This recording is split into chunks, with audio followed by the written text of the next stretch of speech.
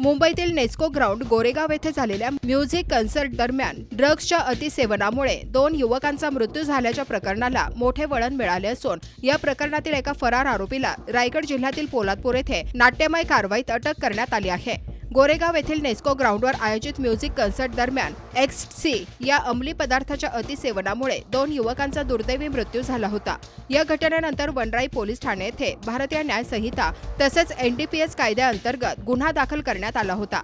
या प्रकरणातील फरार आरोपी आयुष विकी साहित्य वय वर्ष 24 राहणार उल्हासनगर हा मुंबई गोवा महामार्गातर्फे गोव्याकडे पळून जात असल्याची माहिती मिळताच मुंबई पोलिसांनी सतर्कता वाढवली। त्यानंतर पोलादपूर पोलीस ठाणे व स्थानिक गुन्हे शाखेच्या संयुक्त पथकाने पोलादपूर येथे नाकाबंदी करून सापळा रचत आरोपीला ताब्यात घेतले। चौकशीत आयुष साहित्य याने म्युझिक कन्सर्टमध्ये एक्ससी या अंमली पदार्थाचे वितरण केल्याचे निष्पन्न झाले आहे।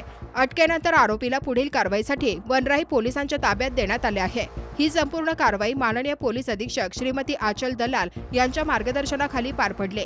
राज्यभरात ड्रग्स विरोधात कारवाई अधिक तीव्र होत असून तरुणांमध्ये वाढत्या अंमली पदार्थांच्या वापरावर नियंत्रण ठेवण्याचे मोठे आव्हान पोलिसांसमोर आहे।